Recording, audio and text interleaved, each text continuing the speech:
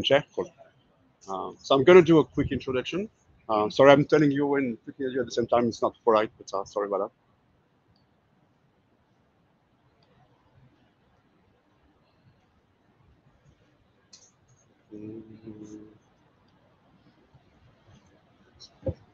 So good evening, everyone. My name is Frederick. I'm one of the talk leads with Dave from Kidala. Dave is in doing training, so I'm the only one in charge. So you guys are in trouble. Welcome to our first Tableau user group hosted by Kidala outside. Normally we do it inside, but we thought we'd give it a try. It's getting warm. There's a ping pong table as well. So today's talk is about early careers. I've been wanting to invite Shane and Shane's crew that are school for ages since you guys started in Brisbane. So I'm glad that you're able to come. Thanks, Sham, for presenting as well. That's going to be an awesome event, I hope. I also like to start our events by acknowledging the traditional owners, paying respect to our present, past, and present. I've got a few slides. I don't have much content, only 5 minutes, not even that. You guys know about R&Bs? Yeah. Is anyone participating this year, apart from Dara? Yeah. Who else is doing R&Bs? Who's from the Dara school? So I know. Dara schoolers, that's it?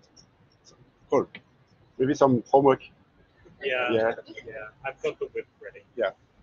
So do you know what the Dara school is, the R&Bs is? Or no? No? So R&Bs is Dara, you want to explain what it is? Because you've done it a few times. Come on, stand up and talk about it. It's just international held once a year. So you use the best Tableau.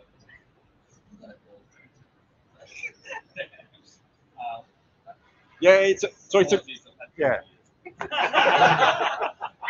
So you probably know in the Tableau community, there's a lot of community-led activities like Make Up a Monday, Sports with Sundays, Biz for Social Good is one of them. Those things are run by the community. Around Biz is run by Tableau, and you get paid if you win 5Ks or 10Ks, and you win a free ticket to the conference in the US as well. So the theme is love. Yeah, is it love? Yeah. So get in and get some practice. Visit. I don't know if you've seen that. That's another free Tableau conference. I'm part of the organizing committee. I don't know if a few of you are going. Maybe. I think we're full in terms of seats, but maybe for next year, keep that in mind. For next year, we will run it because I think that's a very good Tableau conference run by the committee and it's free as well. So you're saving yourself a few bucks. Today we got two amazing speakers. I don't know. Is Shane amazing? Am I amazing? No, I don't know. This one. So Shane is going to introduce us the Data School. I think that's, as I said, it's a early career special. So you're going to spend a few minutes telling us about the Data School. And we've got Sham. That's ex-Data School or still Data School. I'm not sure. You're going to present yourself and tell us what you're doing. Yeah. But Sham is going to share his journey and experience about a Data School. Then we've got a panel. So the panel is for you guys. So many of you will be early starters, wanted to start in the community, get a new job. So Gary's there. Garry is one of the directors at JL.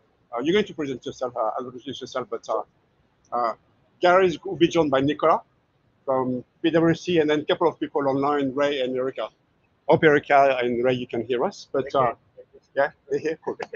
So if you got questions about how to get started, how to get good jobs in the data space, that's the time. I don't know if you've got jobs to offer. Maybe. Yeah. Don't be shy, ask questions. And I think that's it. So over to you, Shane. Cool. So I'm going to stop sharing, or you got Shane first. I'll do a bit of a preamble and explain who this man is. So hello everyone online and everyone here. My name's Shane. I'm the head coach for the Data School in Brisbane. Basically, I'm a nerd and have been for a very, very long time. And I have the distinct pleasure of teaching other nerds how to be more nerdy. Okay? So it's a big, tall order, but I think I'm doing all right at it. Aren't I? Aren't I? Yes. Yeah. So basically what we do as a school is we are taking people from all walks of life. So students straight out of uni, someone straight out of high school, someone who wants to change their career from being an event planner or a landscape artist to get into data. It's a hard road to get into these days. So we're actually looking for a specific personality type that's passionate, that really is interested in data, and we teach them how to become really good quality consultants, usually. So we do everything from data warehousing to data analytics, but one of the skills that we actually teach our students is how to use Tableau and how to use it really effectively. So not just building a simple bar and line chart, which any Tom, Dick and Harry can do, but how do we tell a visual story? We really emphasize that as a major component of our training, because I can build a lovely dashboard, but being able to influence decision makers is what we're there for, right? So essentially what we're doing is embarrassing Sham by taking lots of photos and videos and making him do a presentation. Because one of the skills in being a good consultant is presenting your work and talking to people about what you've built. So one of the things that we do toward the end of that training period is what we call dashboard week. And essentially every day our students get a brand new data set and they have to build a dashboard for that. So Monday through Friday, one dashboard per day. Brand new data set, you've never seen it. There are challenges with that, and it's completely nuts, right? But Sham has actually built a fantastic dashboard, which he'll be demonstrating for you shortly. Did anyone have any questions before we pass it over and make him super nervous? No? In that case, Sham, take it away, introduce yourself, and give us a look at what you built. Oh, I can't share screen at the moment. The share. You need to. Can you? Can't share it. Oh, Maybe it's. press the moderator mode, maybe? Maybe it's because it's recording. I've granted the full power. Okay. Let me just do the entire. Be the force with you. Oh. All right. Should be this. Hang on, so you're not muted? Your microphone is on, so I can mute myself.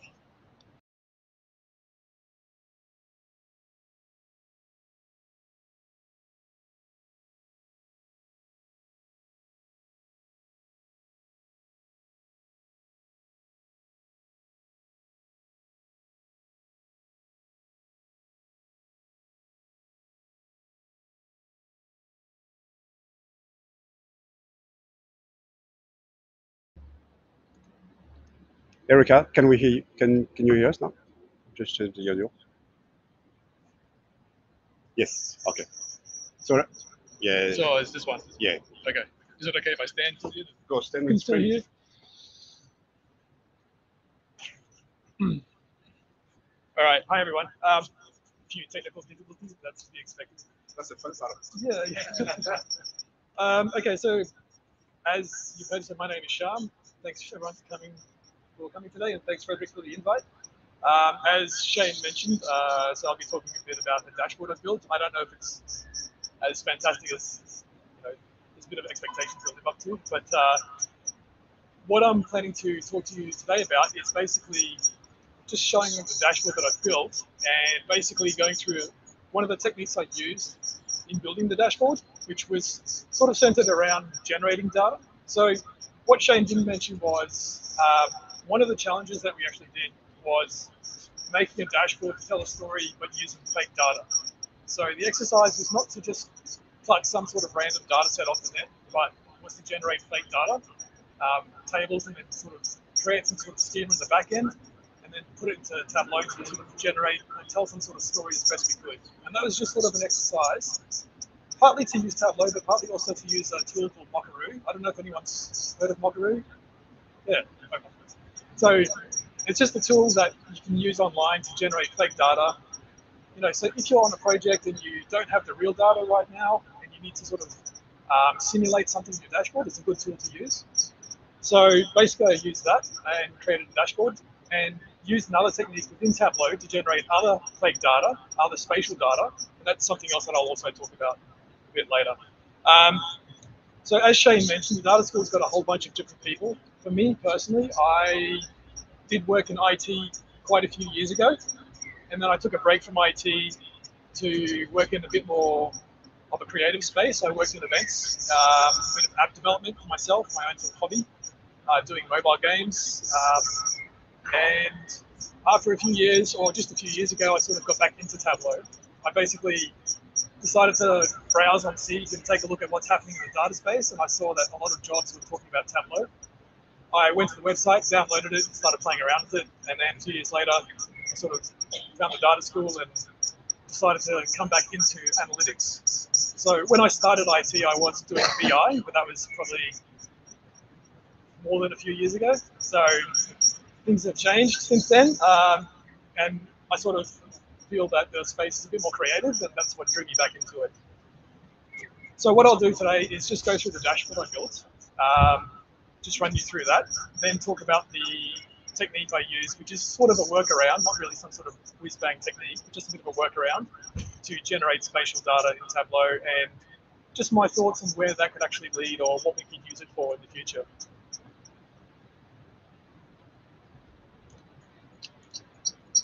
Okay.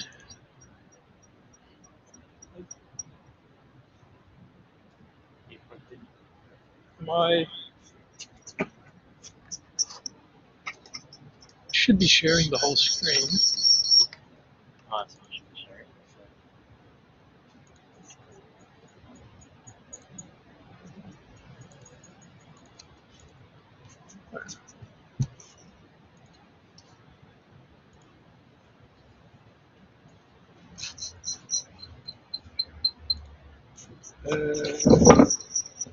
Sharing. So we can see your content, is that right? Yeah, just bring it up again. Where's like the roadie at a contest? Maybe I'll just try sharing a window, maybe. Yeah, But put me in charge of organizing a conference. How do I do that? Frederick. Do you have the share button somewhere? So I have share here. Yeah. Uh, Share on entire screen. Yeah, this one, share. Yeah. And then bring your content up.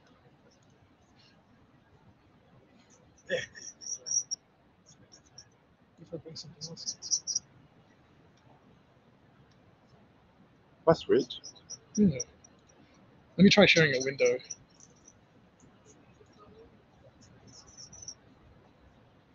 Sorry?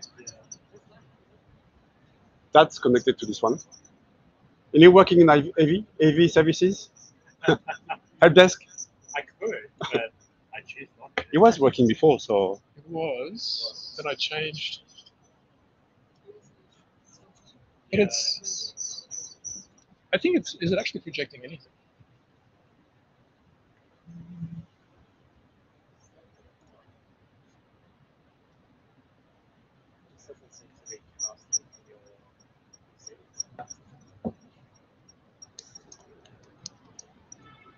People online can see the content. Yeah. But there's only 4.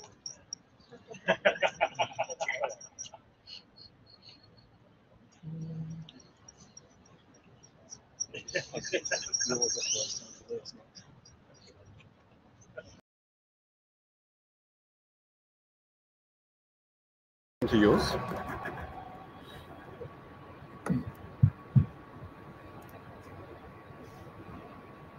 But it should work still. Because I'm the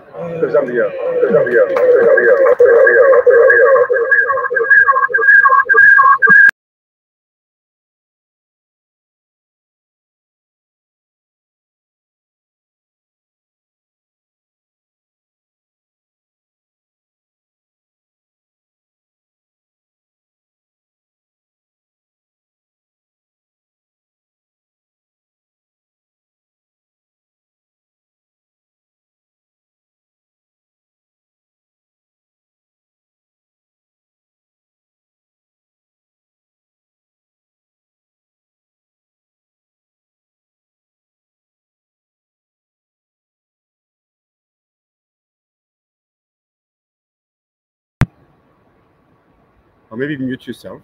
Not audible. I'm talking now. Can you hear us? Yes. Cool. We go ahead. Awesome. All right, let me try this. So don't touch anything. All right, imagine the presentation. All right.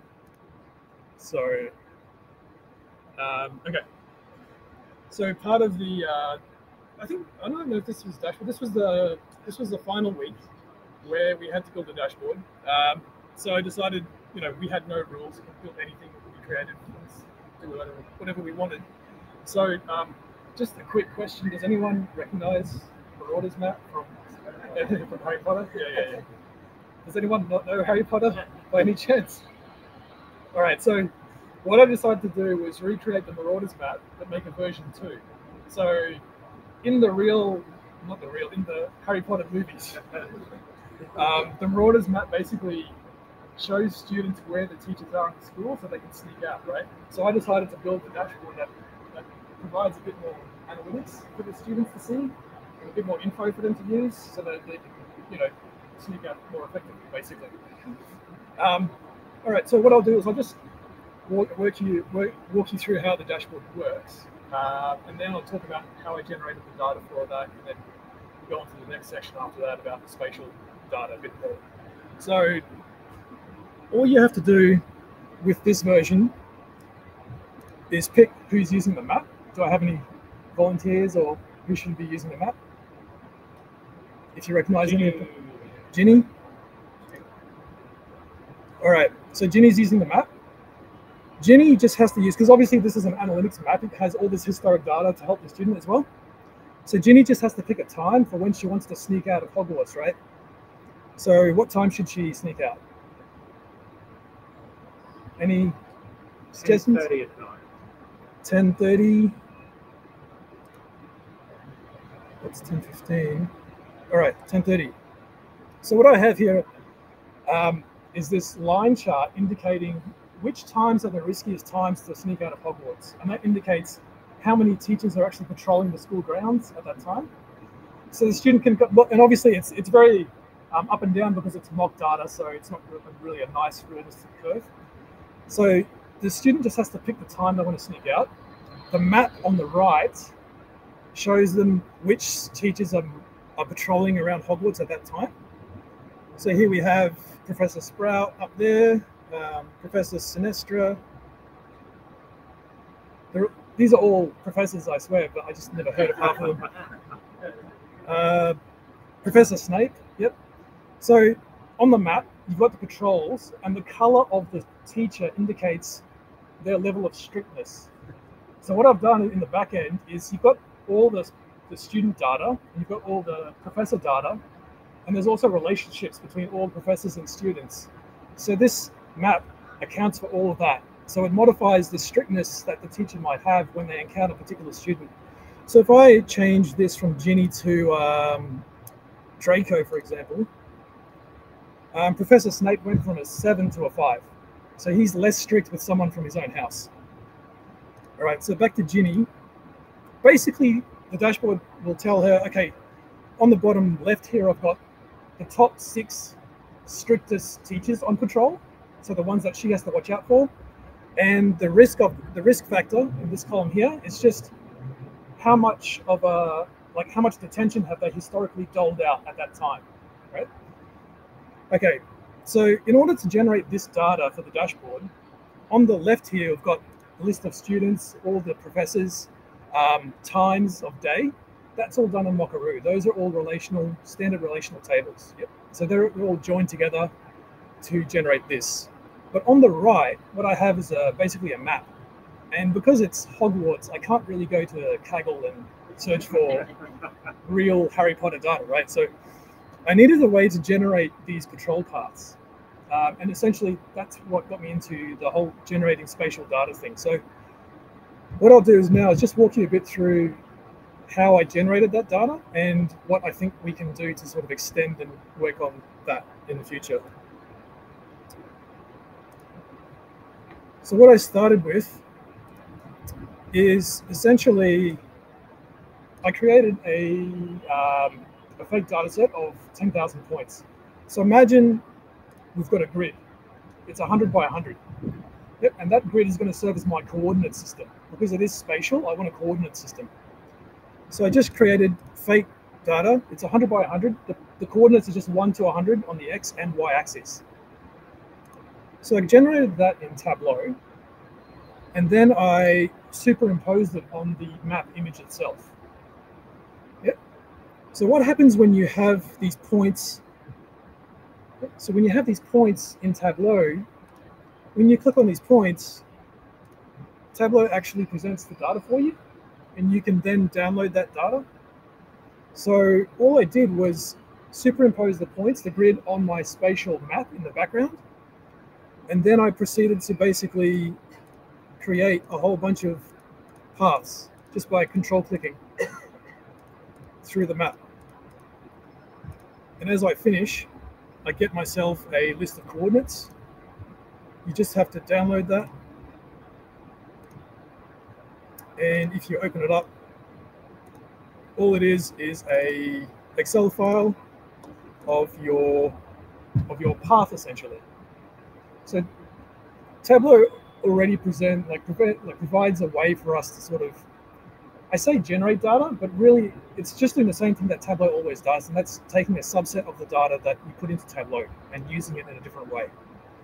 So all I did was generate 50 different paths for different professors and throw them back into the system so that eventually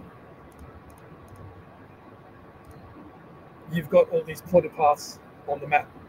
And this is an example, this is a version of the dashboard where I've actually got the grid overlaid on the map. So you can see as I hover over, I've got coordinates as I mouse over.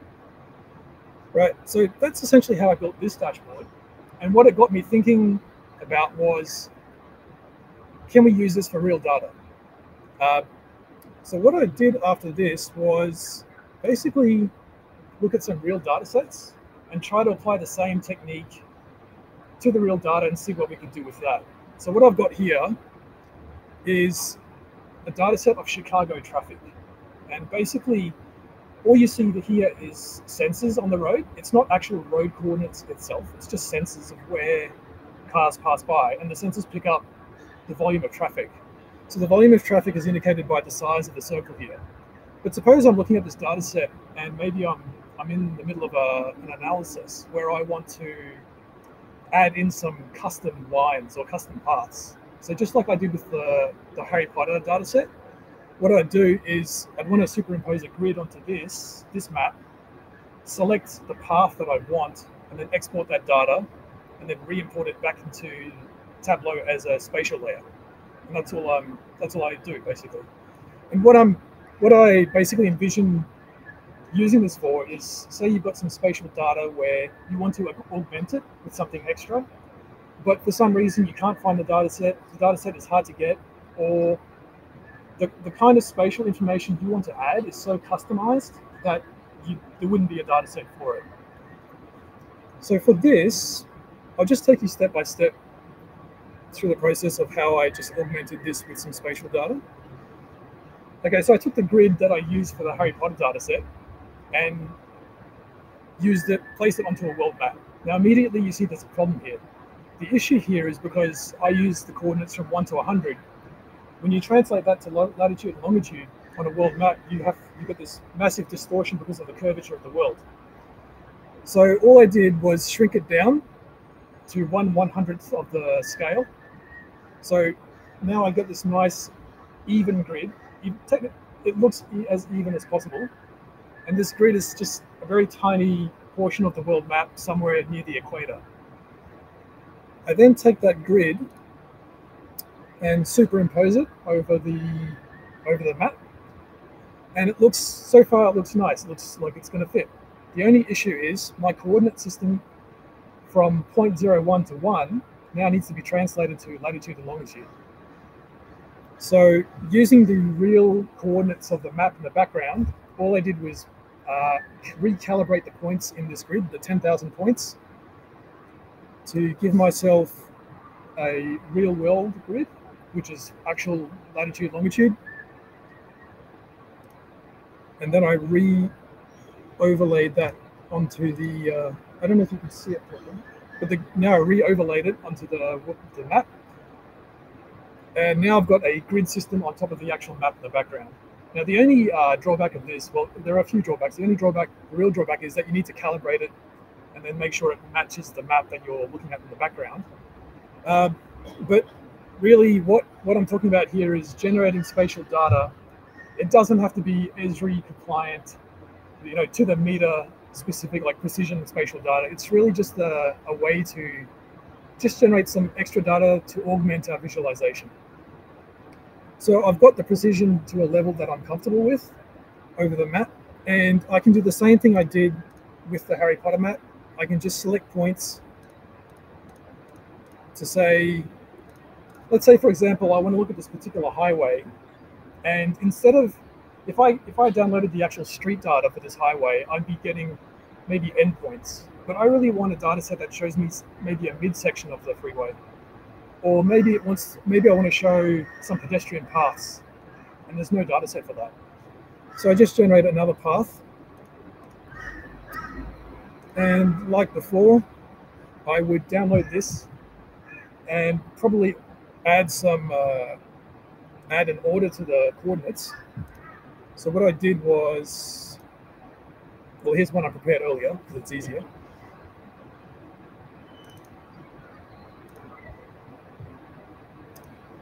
So here's a path I downloaded earlier, and all I did in Excel was just add a sequential order to the points. And this is and also sort of a caveat point that I need to point out. While Tableau does export the data for us, I don't want to say that I can guarantee that it exports it in any particular order. So you probably might need to add in some sort of checking system just to ensure that the data is the way that you want it to be. Typically what I do is I just generate a chart out of the data just to see what shape it's making. So all I did was add the points, and after I did that, I created a line out of it and re-imported it to the map as an extra spatial layer. So here we've got the original sensor points, the original data. Those are the red points, and then the extra road segment that I've added in. Yeah, so with this example, you can probably envision with a lot of road data, you can get road data online, but I'm thinking in terms of custom paths or even environmental data, where you're looking at a lot of outdoor data with POIs, and you're looking at generating custom paths where there are no pre-configured or pre-created paths that aren't natural formations. So in that case, you might really want to generate some sort of custom data in those contexts. Okay, so we can generate points and lines. The final thing that I looked at was basically generating polygons. So here I have New York Airbnb listings, and I've just generated a spatial buffer around the listings. I have no idea which part of New York this is, so if anyone knows, feel free. But what I was thinking is, in some cases, especially for cities and things, we can get suburbs and localities, especially for Australia, you can get like suburbs and localities in the different state regions. But what if there's a case where you want to do some sort of spatial operation or visualization regarding or using some sort of custom areas that no other data set has predefined or generated for you?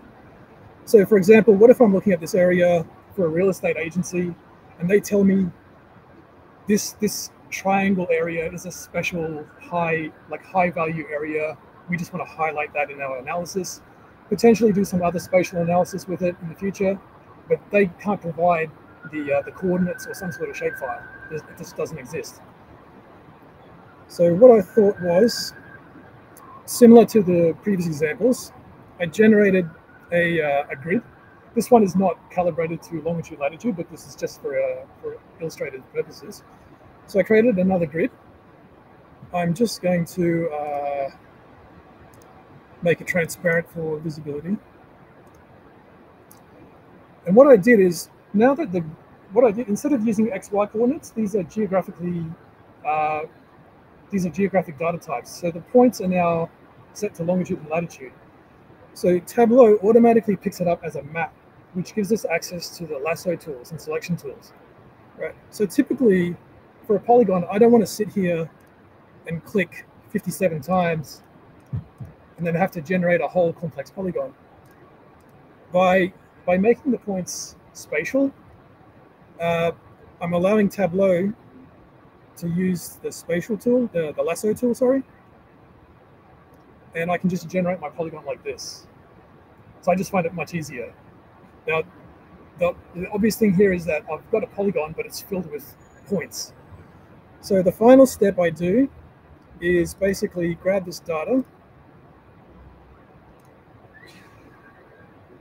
Just bear with me for a second. So the important thing to note here is I've got this set of data. What I do next is I do use an external tool to sort of clean it up and generate a polygon out of it. I use Ultrix. I haven't figured out a way to use Tableau to sort of do the same thing because it's a bit of a complex operation, but you can, I'm pretty sure you can do the same thing using SQL. If you just have access to Tableau in a database that uses SQL, then using this data set, you can just use a query to generate or extract the outline of it. But for this purpose, for these purposes, I've just used Ultrix. And all I do in Ultrix is, I'll just redownload the data.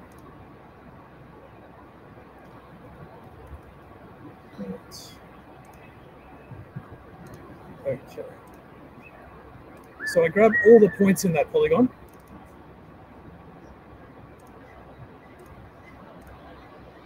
Okay, so that polygon has a lot of points. It has 488 points, but we just want the outline. What I do then is I go to my, so here I've got an Ultrix workflow. I don't know if anyone is anyone not familiar with Ultrix? It's just another tool we use to play with data and reformat data. So all I do is I just want to place those points that I generated into my Ultrix workflow. So just bear with me a second.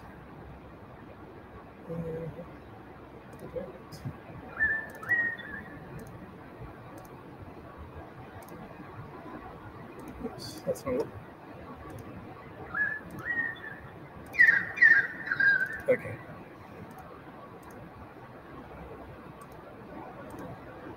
Okay, so here are the points I generated.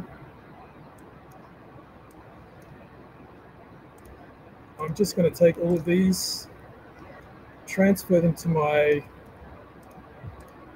other worksheet that's going to input into my Ultrix workflow.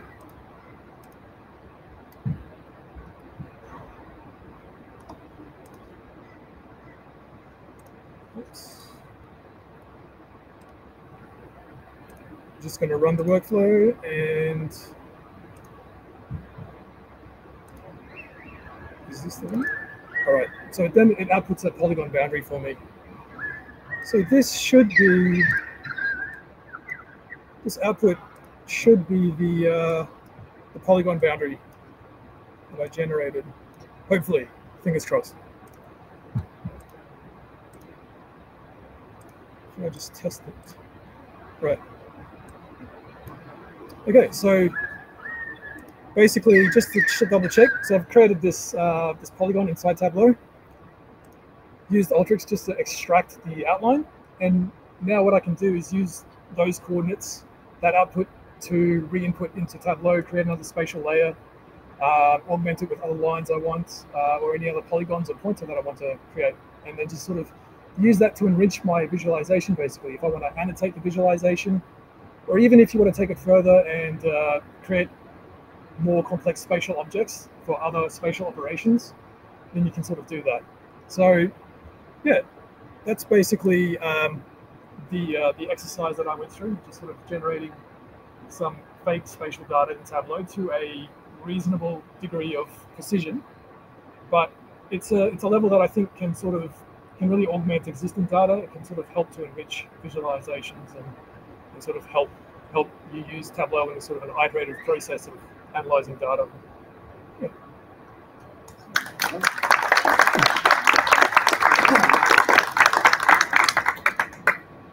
Thanks a lot, Sham. I'm glad it's recorded. So I'm going to share the link of the recording tomorrow or the day after, and you can watch and play back and try to do it again. It's pretty amazing. Well done. Thanks again. Thanks. First time you're presenting in public with that kind of stuff with public? Yeah, outside the data school. Yeah. Oh no, we have presented at a. You got a good teacher. It's good, very impressive, very, very impressive. Next up, we're doing good time. Garry and I, Garry, you're going to introduce yourself, but we thought we set the scene as an early career kind of event. So after we set up a bit of a Q&A, hope you got questions. If you don't, pizza will be on very soon as well. So if you're a bit too shy, you can ask any one of us, the old guys, questions. I work for Big W, Woolworth, we all have jobs on.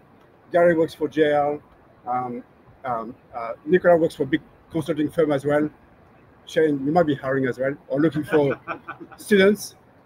So if you're a bit too shy to ask a question in public, just approach one of us and we'll be happy to answer the questions. But Garry, you want to take the stage? Yeah. And then Can we come over that side? yeah. Whatever.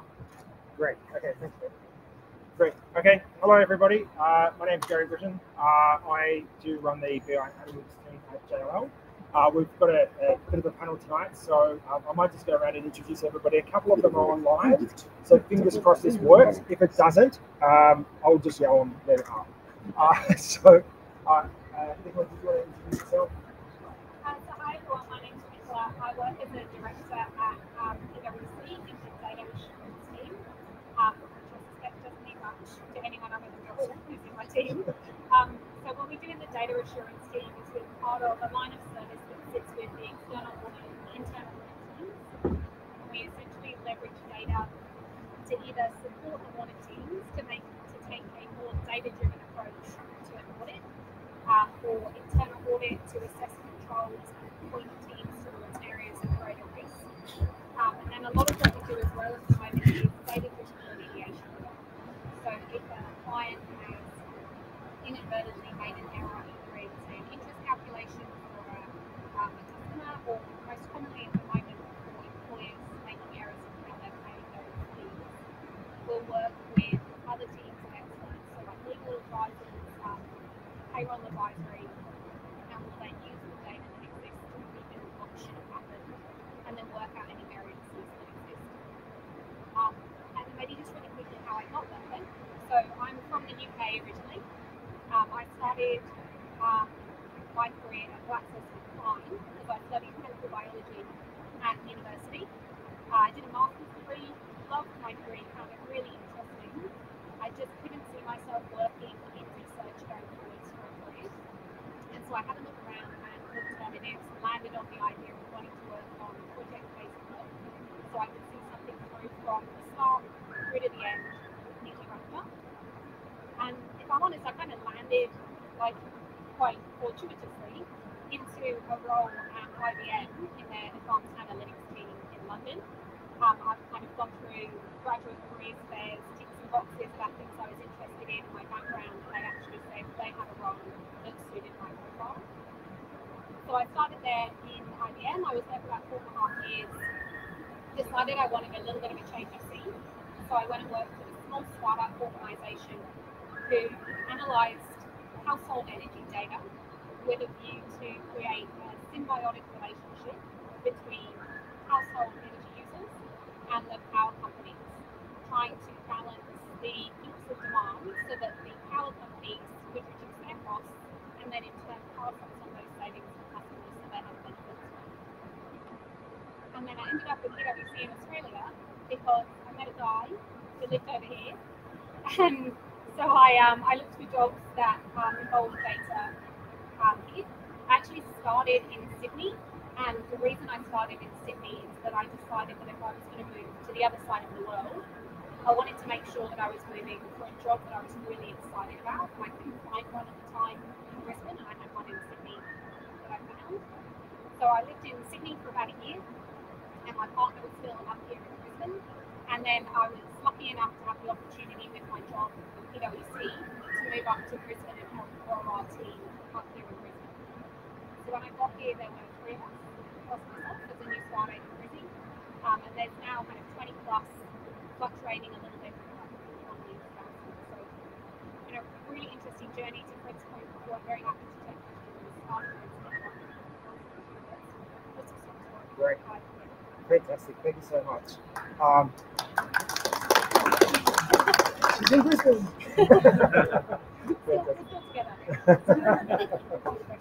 Great. Thanks, Nicola. Okay, so we've got a couple of people online as well. So hopefully you guys can hear us and we'll be able to hear you. So we're just going to give this a go for a moment. So I'm going to really quickly hand over to Ray first of all. So for those that don't know Ray, Ray's a ex-data schooler who's recently transitioned into a new role. And I thought it'd be quite pertinent for the folks today to just hear about that transition and how that's gone for her. Ray actually spent about 12 months with us at JLL, helping us with various different projects. We extended our friendship with the data school and we said, look, Ray's really great. Can we just keep a little bit longer, please? And we just kept doing that over and over again. So look, it was great having Ray on board. Ray, can you hear us okay? Can you hear Ray? Can we hear you, Ray? Is she talking to us on the chat? I don't know. You still there, right? She chat to us. Can you hear me? No, we can't. So I try to This is going to be a understand. tough panel. The battle of the panel, right? Yeah. Hang on. Speaker. It's Microsoft. No. I thought the timing would be in our favor. The builders have stopped building, the cars have stopped beeping, the buses have slowed down a little. This could be okay. Can you try again, right? Hello? Hello? Ray, you hear?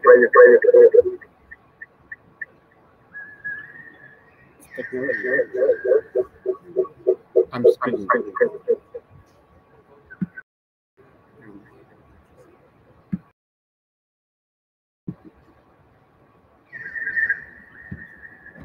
You reckon they'll be setting a new system?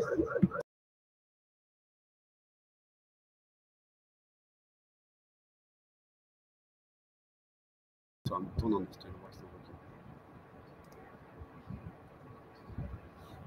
Why don't I steal that cable? Do you mind? Yeah, take it. Because it was working before. Why don't we?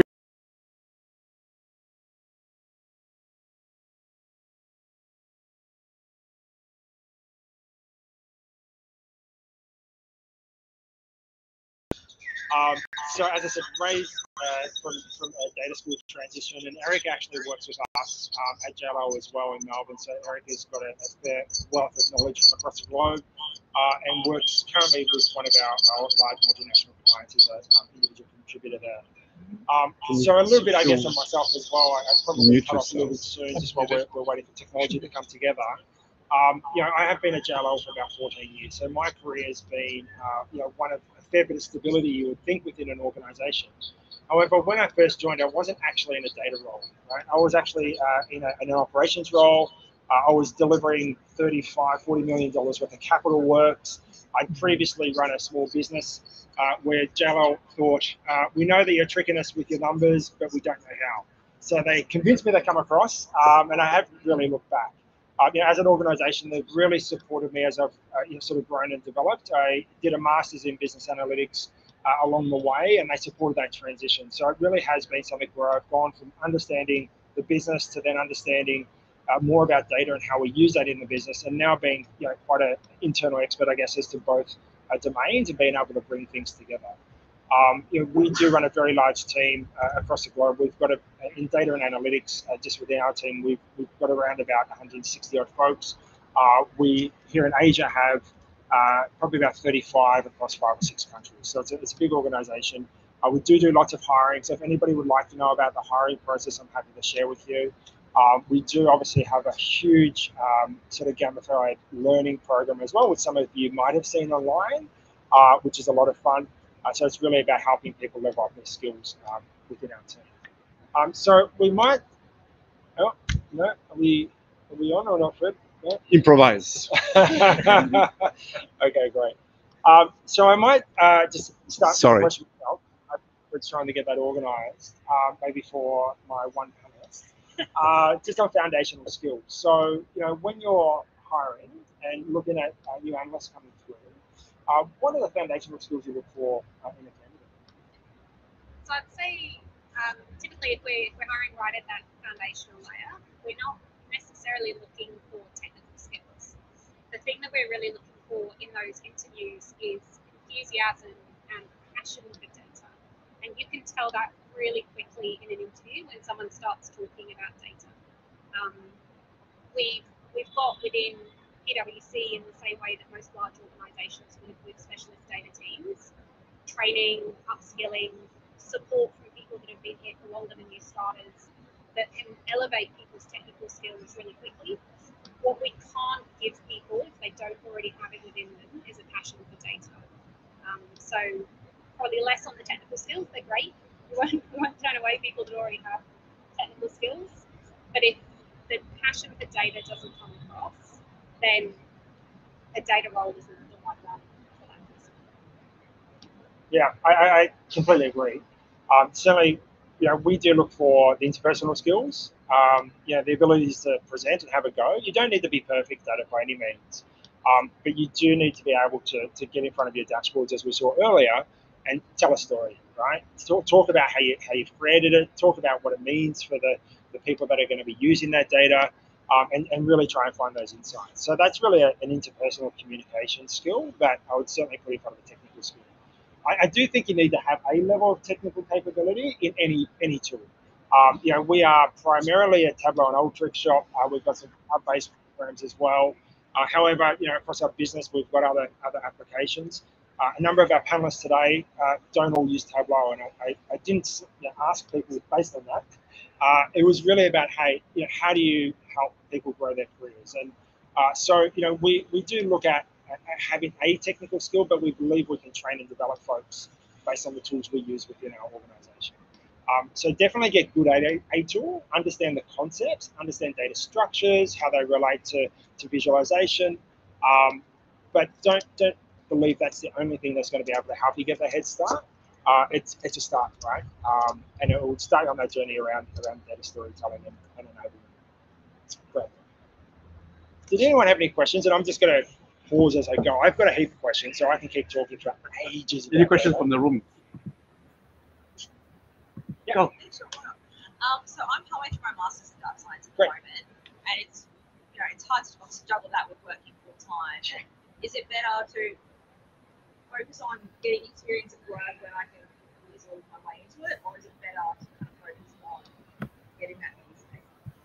It's a really good question. First of all, I can relate. I did my master's when I was working full time as well. It was hard work, right? There's nothing easy about it. Thankfully, Can you hear me? because I don't know how to do it. But look, I think it's an individual choice as to where you want to focus and how you want to apply yourself. I guess it depends on your situation. Within a work context, you obviously looking to grow your career. So networking, looking for good mentors, looking for good people around you is very important. I'd say on a project basis, projects come and go. So, as long as you're learning, that's important, right? But, personally, I put a lot of effort into my studies because I valued that. Hello? That's a one-off Can you hear opportunity, me? but work will be there forever. So certainly make the most out of the education system. Please don't think it's one. There's plenty of employees out there. It costs a lot of money. You got to Yeah, doesn't adjust. I think kind of echo your sentiments. It's going to be really personal in terms of what works right for an individual. So I think it's great to get advice from others, but it's always worth taking a step back and thinking about what have you got going on in your life at the moment. What do you want to be able to give to a Hi. role? If you want to be Can able you hear to me? put 120% into that, will you realistically have enough time to be able to do something else? And there'll be then, into planning in terms of families, moving, vacations, whatever it might be. Can you hear me? Yes. We can hear it. Well done, Ray. I don't know what happened. Hi, Ray. Can you hear us there?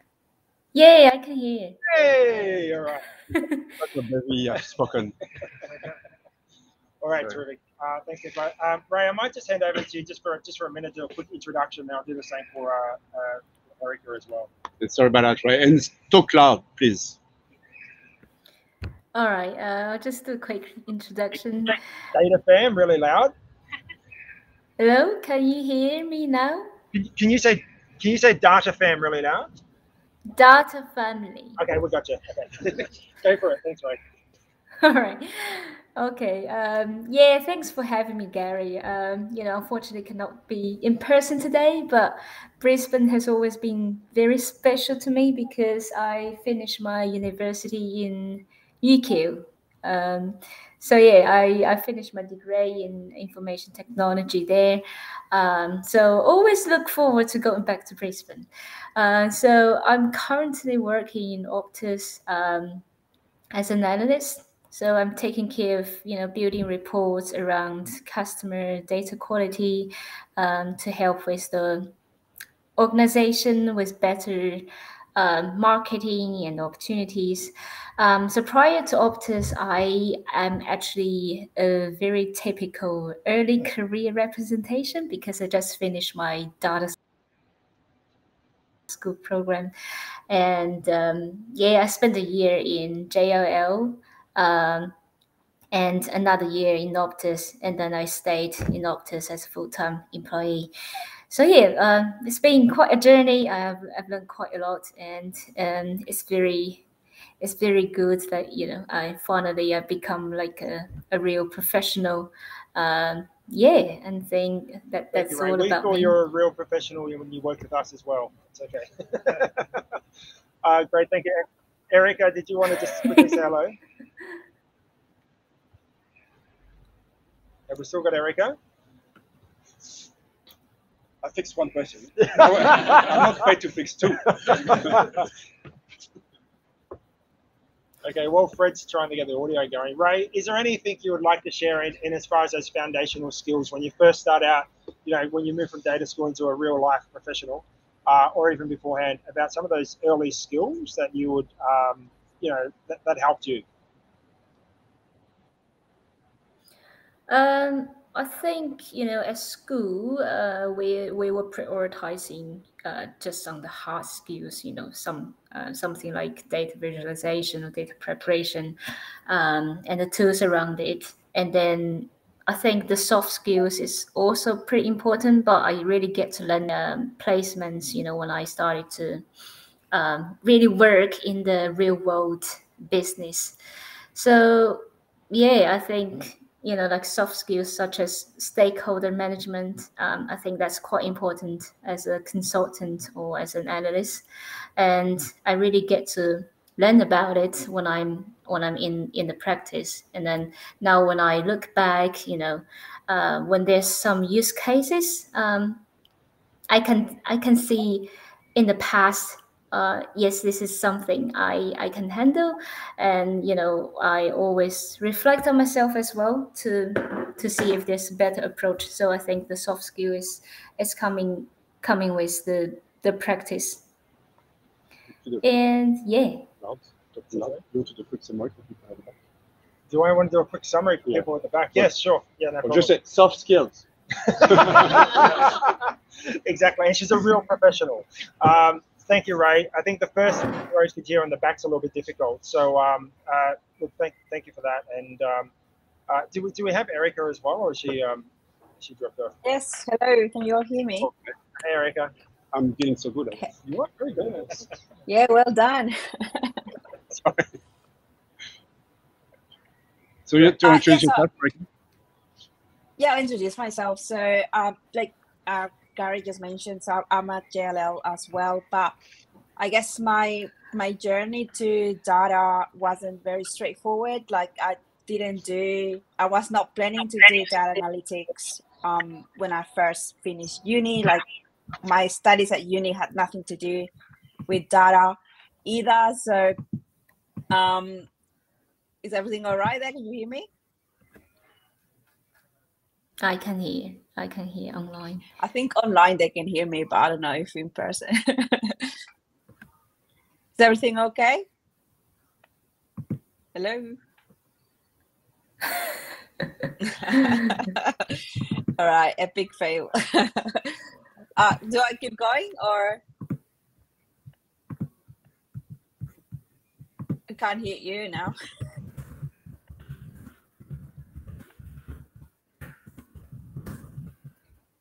Can you hear them, right? I cannot. Yeah. All right.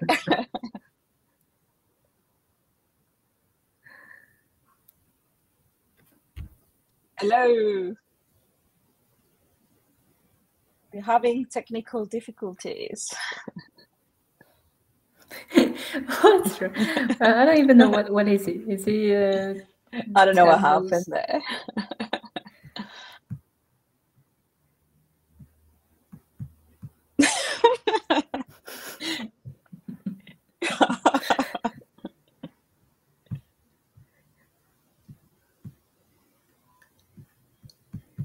No, I think you guys will go for pizza.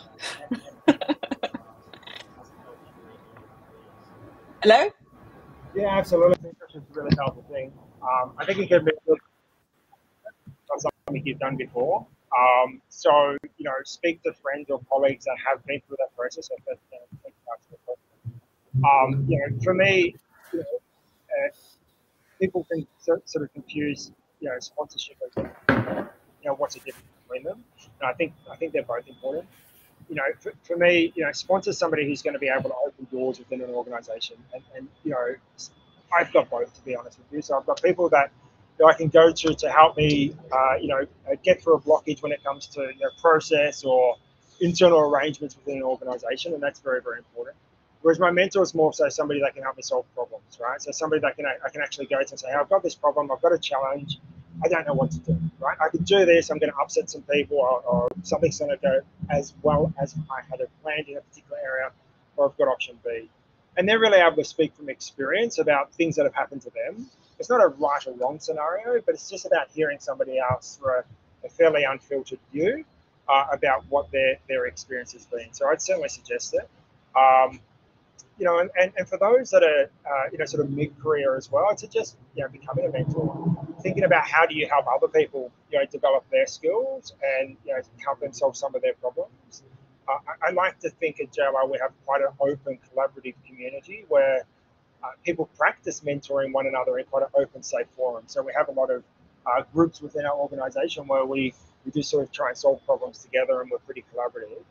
But go beyond that, you know, if you have the opportunity to help others, I'd certainly suggest it. And that's part of the reason we're here tonight, right? We do like helping others develop their skills and figure out the next steps in their careers. I don't know if I'd necessarily say I've had a formal mentor through my career, but I've certainly had people that I view as mentors, whether or not they realise that's how I view them or not. And I think for me it's about identifying people that are supportive of me and willing to give me their time to help with solving problems and questions, as well as leaders that I look to that I don't necessarily want to emulate in entirety, but that I aspire to be a version of that's my kind of flavour of leadership. And I've had those within the organisations that I've worked in, and I've held on to a couple of those as I've moved around in my career. And yeah, to Gary's point, I've then had the opportunity to be a mentor to others, which is it's a really rewarding experience. So strongly encourage anyone that's a little bit further along in your career. You can mentor someone like pretty soon after you start. The learning curve in the first couple of years of your career are exponential, and you'll really quickly be able to support and help others. So yeah, definitely encourage you to try and seek out people that can help you in your career, and to nurture those relationships and hold on to them if you find someone that you get really great value from. Yeah, absolutely. And I think it does sort of help with that, you know, for folks that are looking to move into, you know, a team leader role, or, you know, something that just that next step up from an ISC. Mentoring is a great pathway to do that and practice your skills. You know, they say it can be harder to influence change outside of your direct reports. And you know, through a mentor, there's no direct relationship from a HR point of view. You're really just learning how to coach and develop people, and that does help you become a strong leader, right? And so, leading's not just about you're on my team and you work for me. It's not that at all, right? It's really about being able to coach and develop and raise others up, and mentor is a great way to go about it. Good question. It's a tough crowd over here. Yes. Not going to be tough. You'd be that guy in this AI. I was wondering, now that when the world was Yes. how do you think the advent of this evolution will change what skill sets and tools and particular skills of data analysis and insights? Do you think this new revolution changes the focus for particularly people? Should they be focusing on certain things like building LLMs, or do you still think it's core skills relevant regardless? So, for those on the call, the question was about AI from Dara. It was a very long one, but a good one and relevant. I'll let you go first if you like. I guess to answer the latter part of the question, 100%. I think the core kind of data skills outside of AI are always really important. And I think we're going to end up in a world where the only thing that's happening is AI. If we are, we're probably not going to be needed, right? I guess in the role that I'm in, probably have a slightly different view of AI kind of growing and developing more so in the future. And thinking about that from what are the risks that presents. I mean, that's kind of fundamentally what our role within the assurance practice is kind of thinking about data in different ways and addressing risks and supporting our clients to do that. And so I guess thinking about how do organizations have to change the way in which they manage risks and think about how to monitor and ensure that things are working as they expect as we move to models which aren't necessarily going to do the same thing a week later than they did on the first day. And I think the really critical thing for all of us in the data kind of industry and the data related world is how do we talk to people outside of this space about what AI is doing? Because at the moment, most of the work that I imagine we're doing is maybe tricky to explain, but fundamentally can be explained, and there's a logic pattern, and that's exactly what something's doing. When we start talking about AI, there are actual gaps in what we know that it's doing, because that's how it's designed, right? And so to give people confidence in a process or a piece of analytics where we can't step by step explain exactly what's happening, it's going to be a real challenge, I think, for us going forward, but a real opportunity to get even better at explaining all of the work that we're doing today. Yeah, great response. Yeah, I echo those sentiments. I think that there's a lot of opportunity around using large language models, particularly around describing your work and communicating, some of the findings. But there is a huge level of risk involved. I'm a data geek. I'm a data nerd. I love playing with this stuff, right? We were talking about it earlier, and we're building some amazing things that blow my mind. But could we put into production with a large multinational banking institution or a government? We've got to be really careful, and the chances are they're actually going to ask us to audit that, or one of our friends in auditing, and say, how did you actually get to that, right? What does this actually mean? And as a banking institution or as a government, they've got very high tolerances and very low, acceptance of risk, right? And so, that goes right across the board. You think about food manufacturing and everywhere else where we've got to be able to explain how we made our decisions, and that can be quite difficult with the language models. That said, I think it's going to be a huge opportunity for all of us to embrace as a technology, to understand how it works, to understand where it fits in your workflow, but be sure you're going to have to front up and make sure that you're able to talk to them. Great. Any question? Yeah, go for it. So for those people that have started their career in data analytics, what advice would you give in terms of learning the technical skills? Because there are so many technical tools out there, Ultrix, Tableau, Power BI, Python. How do you go about structuring your learning in a way, I guess, that helps you present that to employers and further your career?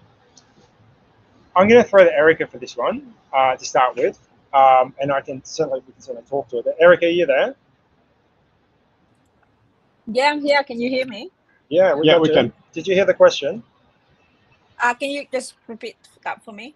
Yeah, sure. So the question is, as an early career, a data professional, what approach do you take to learning the technical skills across the different platforms with Tableau, Power BI, etc.? And I know that you've had a range of tools in your arsenal and experiences in moving between them. So how would you go about learning those tools and prioritizing the skills pathway?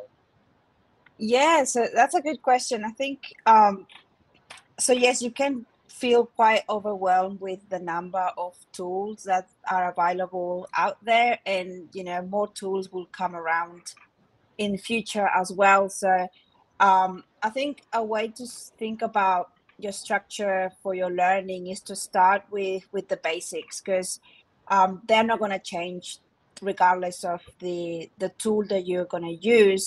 You need to learn how to manipulate data. You need to have some knowledge around databases, knowledge around data modeling, and that is tool agnostic. So that can be applied to any tool, that be Tableau, Power BI.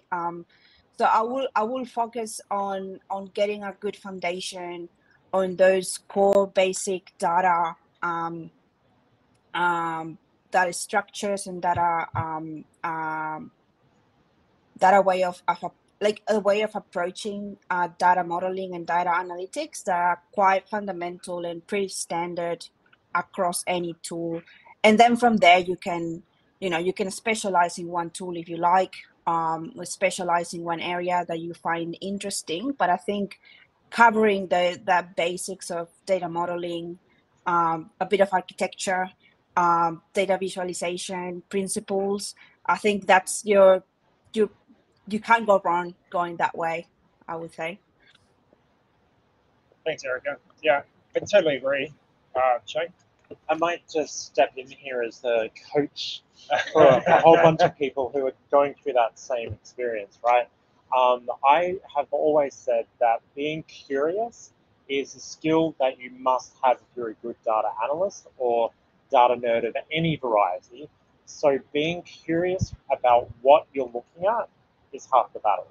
If you're not curious and you're not interested in finding things, then no matter what skill you are looking for, what you want to learn, you'll never find it. So in my experience, I've come literally from an operational background, a little bit like Garry, but I came literally into data from being an admin chick, right? So I was doing some data entry and I'm like, this is really boring. How can I do more? There's only so many keystrokes I can do per hour, per day, per week, and I want to do more than that. So that actually just caught my eye and I went, well, there's got to be something to help me. And I just took that one step. And that curiosity to take that step is what drove me forward every single year to the point where I'm now teaching a whole bunch of people about how to make that leap. If you want to learn Python, there are 100 courses you can take on Udemy right now. You want to learn Tableau, same thing. Ultrix, same thing. AI, if you want to learn how to program in Vertex, you can do it all online. But actually having the drive to make that decision, that's all on you, and you can absolutely do that. There are 100 skills out there. If you know a little bit about everything, you become very dangerous very quickly. Right? Can I just add, 100% Shane just nailed it, because he just said that you guys are there's so much opportunities, there's so much free content out there to learn. When we were going through our sort of early parts of our career, it was like everything was locked into a vendor and you had to pay big money to do the training. And nowadays it's like YouTube and blog posts and all this kind of stuff. It's like you can learn any sort of coding language for free. I worked with a CDO who basically would decline anyone's training like requests because he said, if you come to me and say I want approval to do a training course which costs $1,000, he would deny it. If you came to me and said, I've learned a bit of this and this is how I can apply it to a business, he would give you the capacity to do whatever you want to do. So it's such a great opportunity to take advantage of all these free resources out there, like to enable like technical development. Yeah, and I'd say if you're in an organization, pin it to a business outcome. So understand what they're actually trying to achieve, right? I'm in banking, what does it matter to the bank customer, right? I'm in energy, what does it matter to the homeowner, right? And then, plan your analysis on something that's actually meaningful for the end, and then tell a story around it. And the technology, it's important. You need to know how to use it, but it's not what's really going to matter. What matters is the customer. I know the questions about technical skills. I might touch on soft skills because I think it's a little bit different in terms of the drive. And I think with technical skills, we can sit there and we can practice and we can get really good. A lot of our soft skills, when you're practicing and you're getting better, you're not by yourself. And you have to make yourself really vulnerable. And you have to accept that you won't be perfect to begin with, and it's a learning journey. And I really encourage everyone to lean into that and find people that you're comfortable with so you can practice presenting or role-playing different scenarios that you might find difficult. But it takes work to build soft skills. Like I personally find it a lot harder than technical skills. But don't kind of neglect that side of it just because it feels a little bit harder. Everyone from Garry to myself to all of you in the room will have different natural capabilities and skills, and there will have been things that all of us have had to have worked on, whether we realise it or not, to get to where we are. So don't feel like you're not performing or you're not good enough. It's a journey we've all been on, and you look at amazing speakers, which I would not put myself in that category, but the way in which they capture people's attention isn't something they've done from day one. They've worked on that. So to really encourage you to focus on your soft skills at the same time as the technical skills, because if you're absolutely incredible at the technical side, but you can't articulate it or share it with others, people aren't going to realize that, and a lot of that benefit is going to get lost. Before we break for pizza that Carl's kindly cooked for us. Thanks, Carl. So Garry is from Kidara, for people that don't know him. Kidara has been currently co-hosting for many, many years. The talk, yeah, in 1955, I think. Yeah. On his 40th birthday. Yeah. He's not here, so it's Feel free to approach any of those folks offline if you've got questions, if you're looking for jobs, advices. Before we go for pizza, I'd like to put Dara on the spot again. One other thing I think that goes around the learning, Tableau Public, and I've also flagged Makeover Monday. Tableau Public is a great way to practice your data skills, showcase your work. What I'd like to do from soon is basically showcase what Brisbane people are doing in the Tableau Public. And Dara's just published an amazing dashboard last week. He's on 4 or 5 versions. I've lost track. So what I'd like to do is maybe for a couple of minutes, Dara, just stand up and then, yeah. So talking about sharing your